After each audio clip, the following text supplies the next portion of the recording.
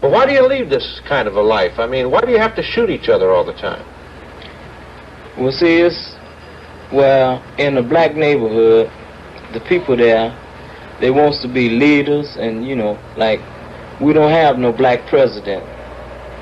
We got black gangsters and all this. So, that's all our children know of, is this violent thing. You know? And you kill each other. Well, we have a minority that kill each other. We have a majority that don't. What makes you think I'm a spy? Two-way radio. Micro tape recorder. What makes you think I'm a spy? On what? Chocolate. Minstrels. Not like ordinary chocolate. Crisp sugar shell on the outside and surprise, surprise, smooth milk chocolate on the inside. Chocolate? Mm-hmm. You do surprise me. Minstrels. One of life's more pleasant surprises. Candy crisp, chocolate smooth. Blackstone Rangers, the U.S. experiment using gangs to repress black community rebellion. A central confusion within the movement 10 years ago was the question of class. Who are the revolutionary forces? Who are the reactionary forces? Typical of that chaotic time, of trying on different ideologies as one tries on clothes of different styles, was the confusion over the lumpen proletariat and the street people. The lumpen proletariat, long viewed by Marxists as an unstable and dangerous class, were suddenly praised by many revolutionaries.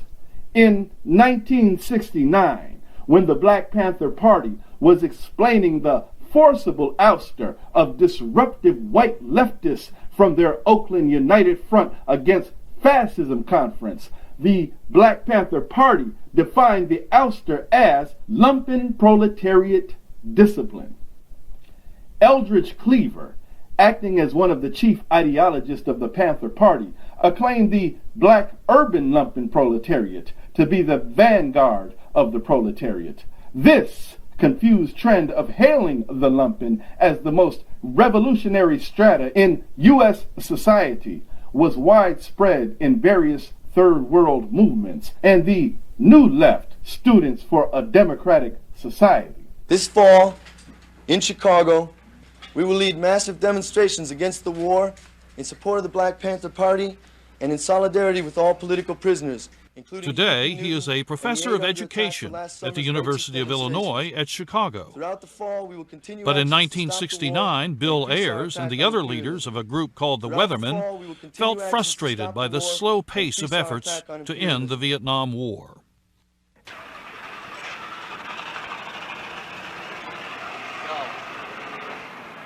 Fred, where does the Black Panther Party stand concerning the Weathermen, the SDS?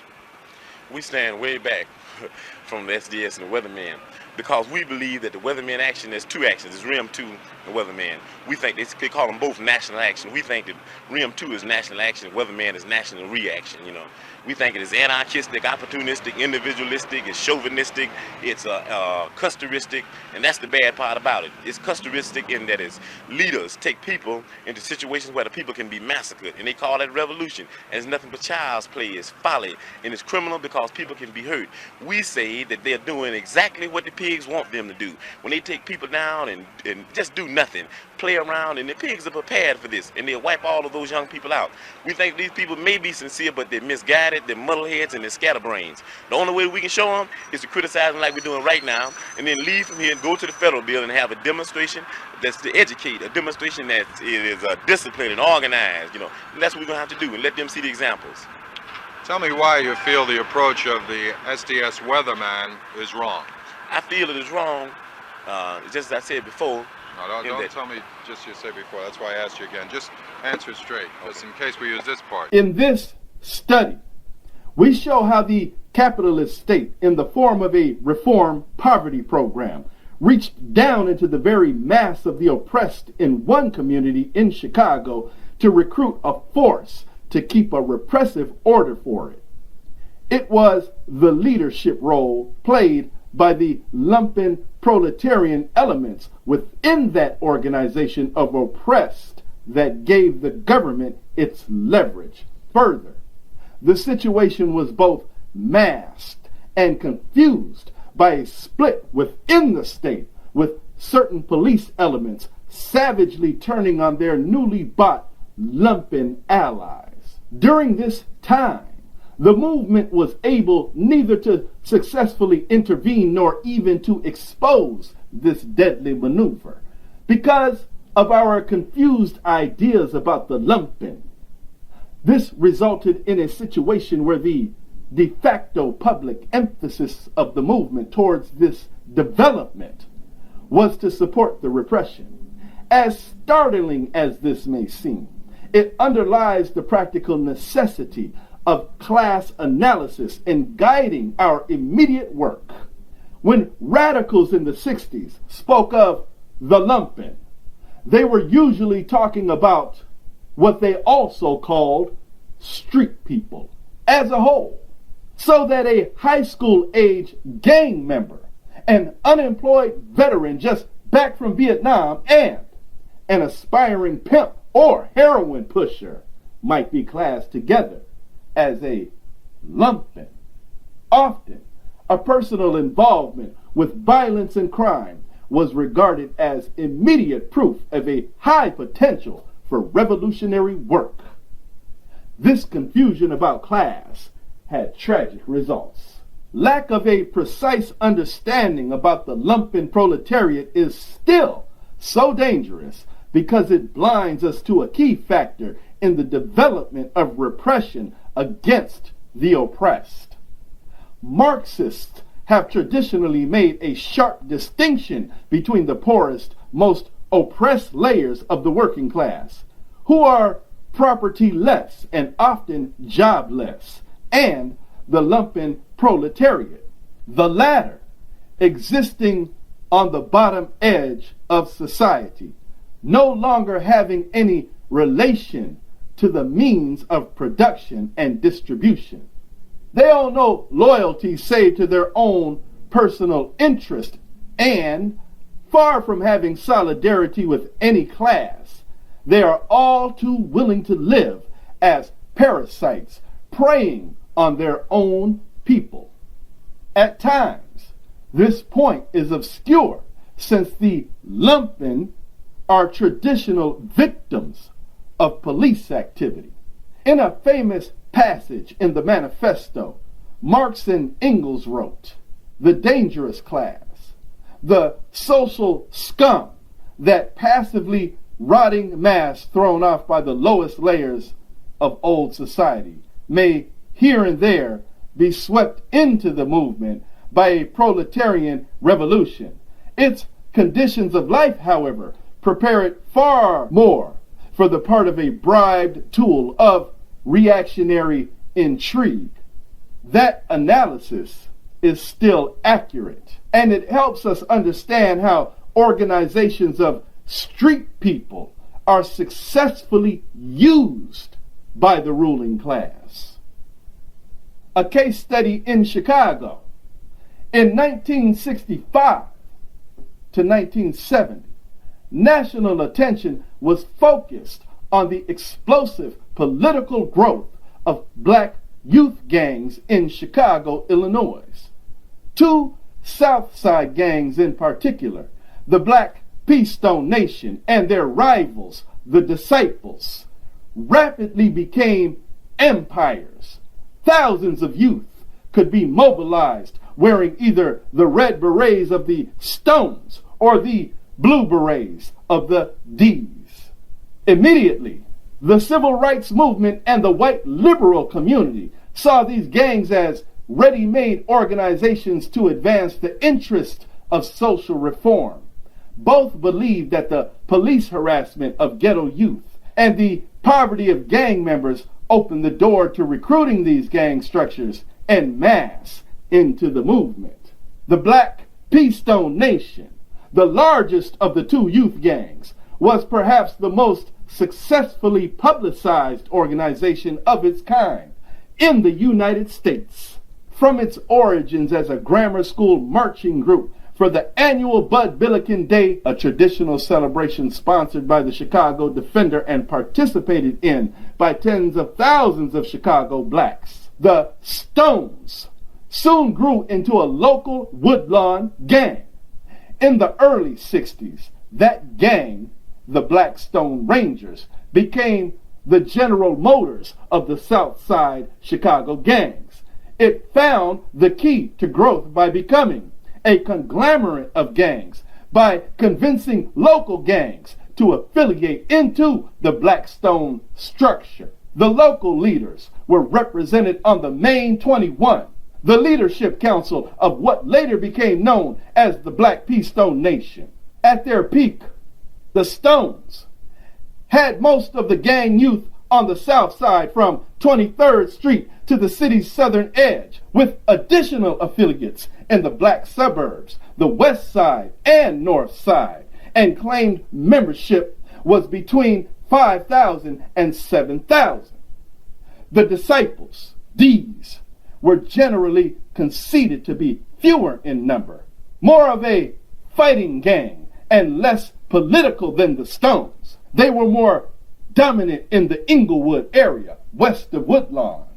Their membership was generally put at around 1,000. In the spring of 1966, Reverend Martin Luther King, James Bevel, Al Sampson, and other S.C.L.C staff started holding meetings with over 30 Chicago youth gangs. In May, Reverend Bevel addressed 400 Stones in the First Presbyterian Church of Woodlawn, stressing that a campaign by all the thousands of gang youth against the white establishment could immobilize the city. The alluring prospect of a real power was repeatedly held up for gang leaders. That June 11th, Southern Christian Leadership Conference and the ACLU, the street ministers of the Urban Training Center, the YMCA, and other social agencies held an all-day conference for the leaders of 8 major gangs in the Swank Sheridan Blackstone Hotel, comically named the Turf Masters' first annual convention. This meeting once again tried to enlist the gangs into the liberal movement. Although the Blackstone Rangers and the disciples soon lost interest in the rhetoric of the Southern Christian Leadership Conference, interest in them was far from over. Liberals and church progressives continued to view the gangs as important levers for social reform in Chicago. Reverend John Fry and the First Presbyterian Church encouraged the Stones to use the church as a center, and Fry himself became a controversial public defender of the gangs. Police harassment was countered by a well-financed defense program. Right-wing insurance man Clement Stone, Charles Merrill Jr., of the founding family of Merrill Lynch, etc., Charles F. Kettering II, who gave $260,000 out of GM profits, and other capitalists built up a sizable fund for bail and legal expenses. The Illinois Black Panther Party was also trying hard to enlist the gangs, temporarily achieving a well-publicized alliance with the disciples. The Stones and the D's were widely viewed as latent revolutionary organizations. This trend achieved its purest expression in the realm of literature in Sam Greenlee's The Spook Who Sat by the Door. In this best-selling novel, a South Side Chicago youth gang is secretly reorganized by a black rebel who learned guerrilla warfare within the CIA. The novel ends in a powerful but doomed all-out armed assault by the gang against the U.S. Army. In a recent interview, Greenlee confirms that his novel was a fictional vehicle for a serious study of the revolutionary potential in the black community. He says the gangs had the greatest revolutionary potential.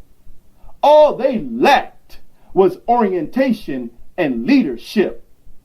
I think they had more revolutionary potential than the Panthers, for instance. Greenlee is only expressive of what many people believed a few years ago, and perhaps many still believe. Gang leadership, not revolutionary. Contrary to the myth so often projected, the Blackstone Rangers and the Disciples were never revolutionary or even usually militant. The youth gang leadership openly and honestly looked to their own interest, bargaining and maneuvering with all sides to get the best deal. Andrew Barrett, youth director of the National Conference of Christians and Jews, and a former street worker with a Stone affiliate, summed up very concisely.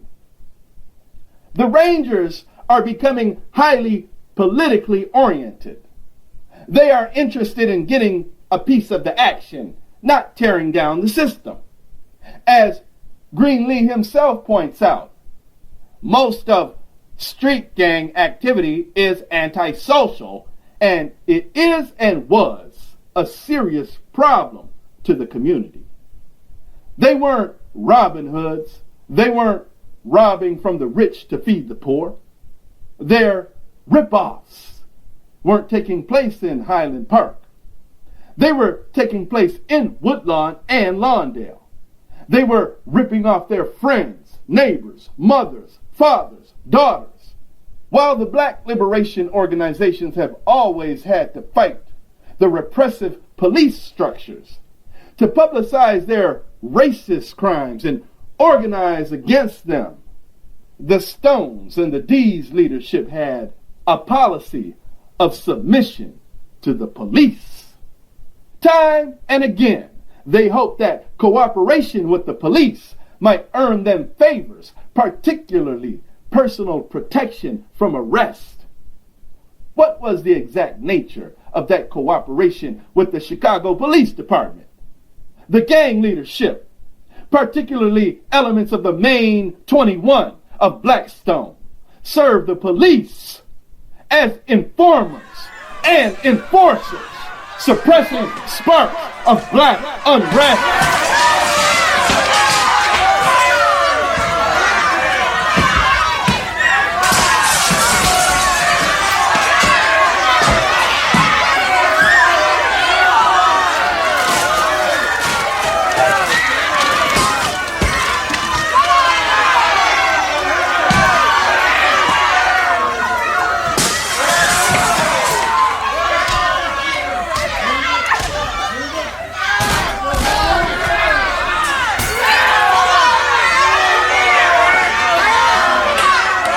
1966, 1967, and 1968 all saw massive black riots, rebellions in the Chicago ghetto. All 3 years, the Stones leadership worked with the police to keep the Woodlawn community quiet.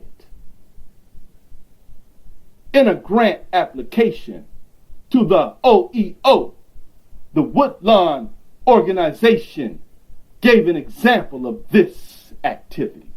Ranger activity during the widely publicized West Side riots in Chicago during the summer of 1966. At the time the riots were underway, the Rangers were under considerable pressure to join the rioters because of their alliances with West Side groups. The Ranger leadership met and decided not to participate in the riots, but more importantly, decided to make an organized effort to prevent similar violence in Woodlawn. The following plan was developed and carried out by the Rangers in conjunction with the Chicago Police Department, the Woodlawn Organization, and the First Presbyterian Church. First, the Ranger leadership planned a 24-hour phone service at the church during the time the riots were taking place on the west side. T.W.O. workers and police officers were called into service every time there was any possibility of gang youth becoming involved in a disturbance. The Ranger leadership, in response to calls, went to the site of possible disturbances and dispersed the youth involved. There were over 30 such calls concerned with possible unilateral action by a member handled by the Rangers. Secondly, Ranger members were instructed to call if approached by anyone inciting them to riot. There was one such incident in which the person inciting to riot was identified and his name turned over to the police. The Rangers' action was one of the most relevant reasons that the ongoing riots were prevented from taking place in Woodlawn. Many black organizations in various cities, fearing the destruction of these rebellions and viewing them as a futile direction, worked to cool their communities. The Black Panther Party itself did so in Oakland, California, for example. But to these particular gang leaders, this riot prevention took the form of close cooperation with the police. And it was only the most visible tip of their submission to the state apparatus, federal recognition of the gangs. On May 30th, 1967, Theodore Berry of the Community Action Program, Office of Economic Opportunity, OEO, formally approved a $920,341 federal grant to the Woodlawn Organization. This decision funded an experimental project to give basic literacy and job skill training to 800 black gang members. The real point of this experiment, however, was that the leadership of the Blackstone Nation and the disciples were in reality full partners in the grant, sharing in the money and the staff positions. Within a year, this project was a national scandal, the subject of intense police repression, and on the verge of closing down.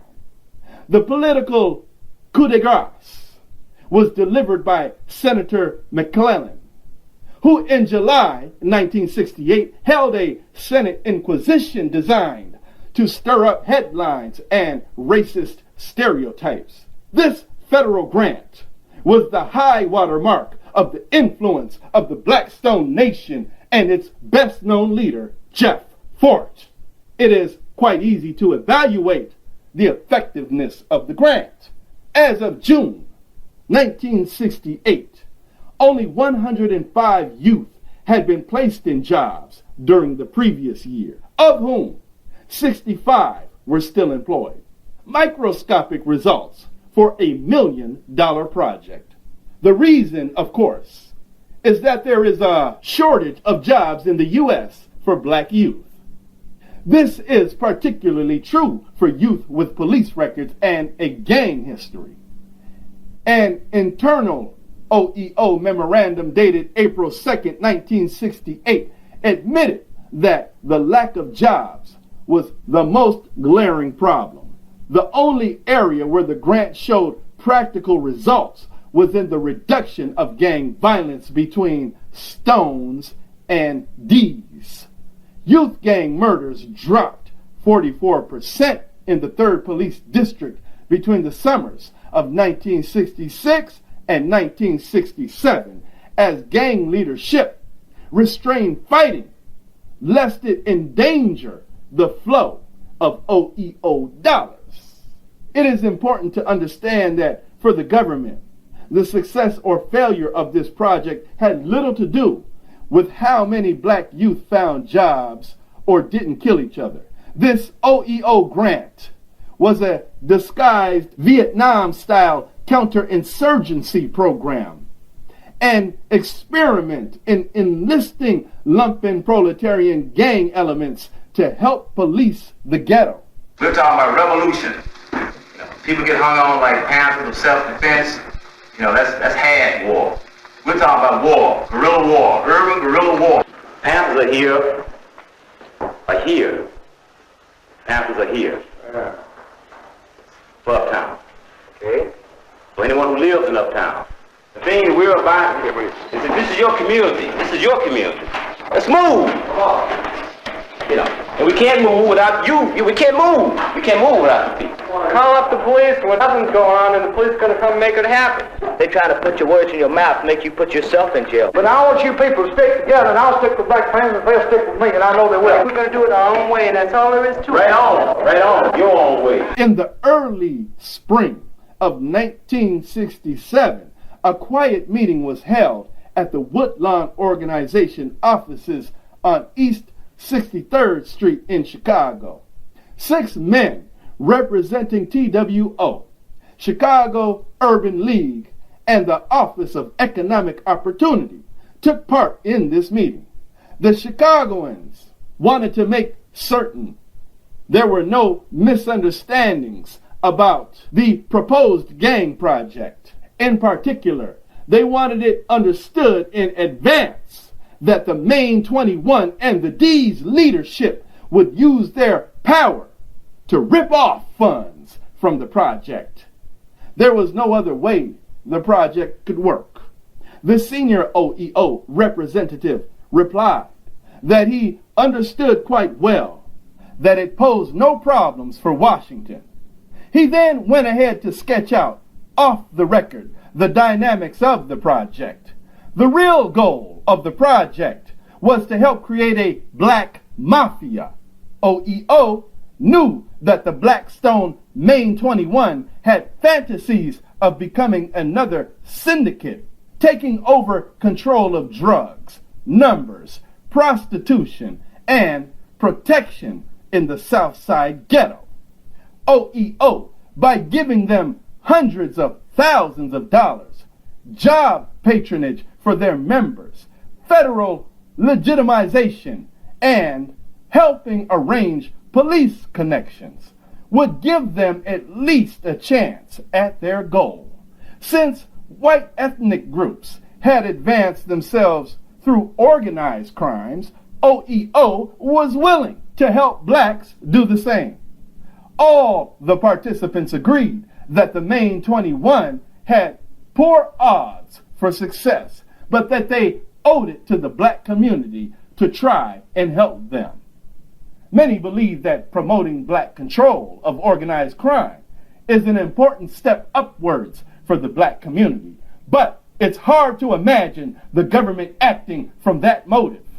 It would make much more sense to assume that a large, stable criminal organization would be created by the government because, as they saw it as an important tool for social control. All the evidence bears this out. In his testimony before the McClellan Subcommittee in 1968, Jerome S. Bernstein, OEO project manager for the Woodlawn Grant, profoundly cited the political fruits of funding the Rangers and Disciples. These two youth gangs were responsible for preventing a Black Panther meeting on August 1st, 1967, which was to be held on the west side of Chicago for the express purpose of forging a coalition of youth gangs to collectively take on the city during the summer of 1967.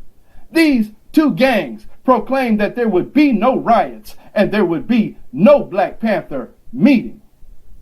There were no riots and there was no Black Panther meeting. On more than one occasion, these youth took over the streets of Woodlawn and prevented bloodshed and property destruction when police control over the situation had seriously deteriorated. What could be more clear? As one disciple leader told a black newspaper, we can control and police our own people better than the police and the army. Even more pointed out was the private memorandum Bernstein wrote on his return to Washington from Chicago in July 1967. Bernstein had oriented the Maine 21 to their new role by bringing in as teachers 3 Black Power militants from Watts who were working in OEO poverty programs. These Black Power militants were, of course, very friendly to the government and vehemently opposed to Black Nationalist movements.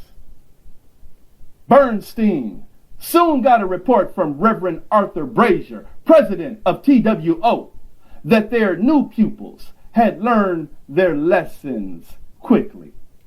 Reverend Brazier informed us that the meeting of the Rangers with the Watts group had a profound effect on both gangs. He stated that, whereas on Tuesday, the day before, the gangs were ready to shoot it out in the street, the first thing Wednesday morning, the 2 leaders of each gang came into T.W.O arm in arm.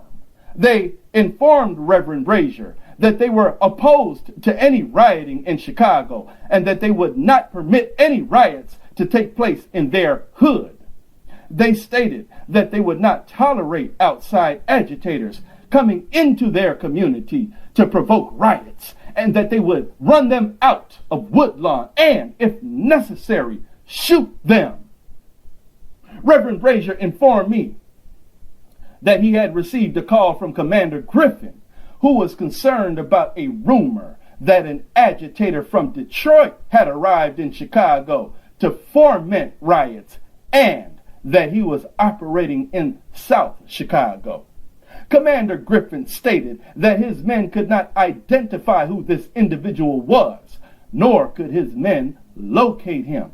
Reverend Brazier transmitted this information to the Rangers, who later that day identified the individual and informed the police of his name and whereabouts. And he was subsequently apprehended and, I believe, sent out of the city. I do not know if this information was transmitted to Commander Griffin through T.W.O or not. This is what the government was paying for. And even at $1 million a year, it was a bargain. In Vietnam, the U.S. was paying much more for native counterinsurgency troops and not getting half the service. It should be clear that in return for government favors, it was expected that the gangs would use the threat of violence to keep blacks in their place. The defense of white business property capital, in other words, was a top priority. This project was so important to OEO's own procedures, it became the only project in Chicago funded directly from OEO to the community, bypassing City Hall. A letter from Reverend Brazier to Jerome Bernstein on August 3rd, 1967, gives us a good example of this. According to the letter and supporting newspaper accounts, the new Woodlawn grant passed a practical test of its effectiveness. The previous Tuesday, August 1st, Nicholas J. Nicolo, owner of Big Jim's Cut Rate Liquors at 67th Street and Cottage Grove, shot a black man and killed him. The white merchant had accused a black child of breaking his store window and had confiscated the child's bike. The child's father angrily came and confronted Nicolo, who then shot him twice as he was leaving, claiming self-defense. Since the killing was witnessed, community anger quickly rose as the news spread. Within 45 minutes of the killing, Leon Finney of T.W.O. received an urgent telephone call from George Collar, president of the Woodlawn Businessmen's Association. Finney went out to the scene to help police pacify the crowd of angry residents. Parents from the area refused to be dispersed and were talking about burning the white-owned liquor store out. Finally, Finney got Nick Lorenzo, a leader of the disciples, to take the action with 50 of his members. To quote Finney, the disciples walked up to the corner in a body and demanded to have the corner cleaned. In a few seconds, all the adults quietly dispersed and went home. Lorenzo boasted to the Chicago Daily News, "The people in the neighborhood know our strength. They moved. Yesterday, it was quiet, and today, it's quiet." Brazier, whose organization was complimented by the police and daily newspapers, was quite pleased over the incident. As he wrote to O.D.O., "I think that without a doubt, the constructive activity of the group in this situation can be traced directly to the OEO youth grant. Instead of organizing protests against the white merchants or taking action against racists themselves, or even just standing aside and letting some rough justice be attempted, T.W.O. and the gangs had to act as police auxiliaries and protect white business property." In both Brazier's letter to OEO and Finney's statements to the press, the spotlight is on how the T.W.O. gang combination prevented the liquor store from being destroyed. In both accounts, one is struck by how unimportant the murder of a black father seems. In the congratulatory newspaper editorials, statements by liberal politicians, memos to Washington, etc., the use of the threat of violence by a gang against community residents, clearly illegal by existing laws, is warmly applauded.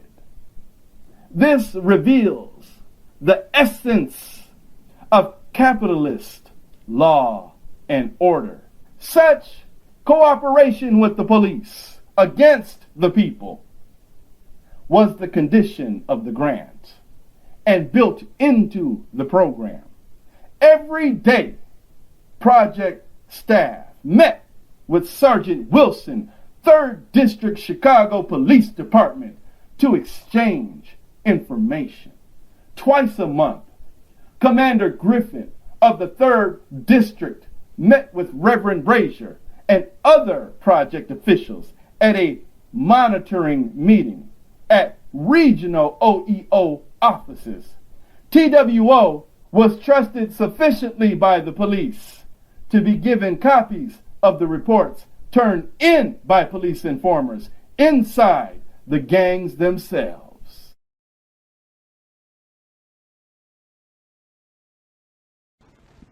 Man, you cats are hot. You hot, baby. What are you talking about, we're hot? You knocked off the Coast Guardsman, right? Right? Right? Am I putting you on so far? Where did you hear anything like that? How did you,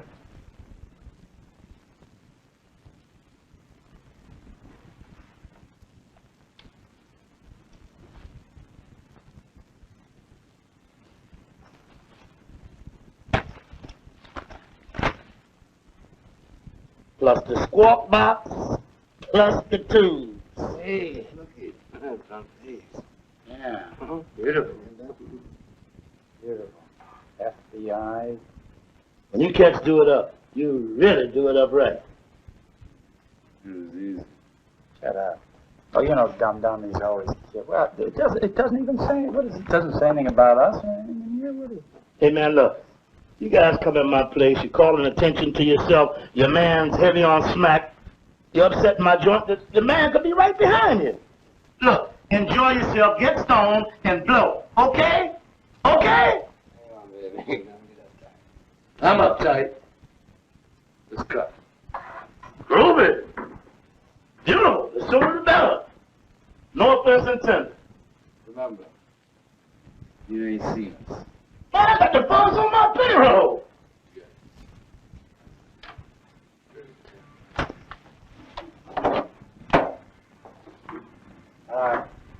Look, we will cruise for a while and let the fuzz in the Bureau chase their tails for a while, and then we'll be in touch with you, okay? Deal.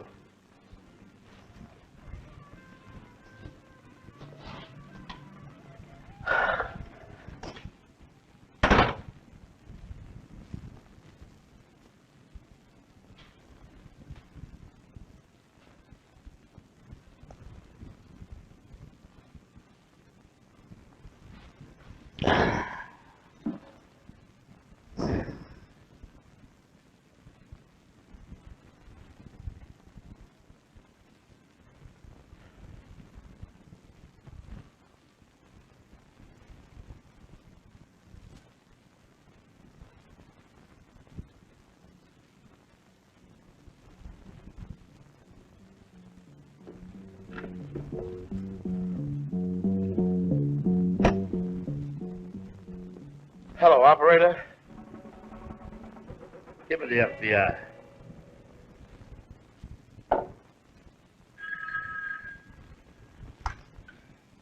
Hello. Who? Yeah, okay, put him on. Yeah, this is Inspector Dorn. Sure, I'm interested. Well, do you know where the exact hideout is? Can't you pinpoint any closer than that? That's a big area in there. I see.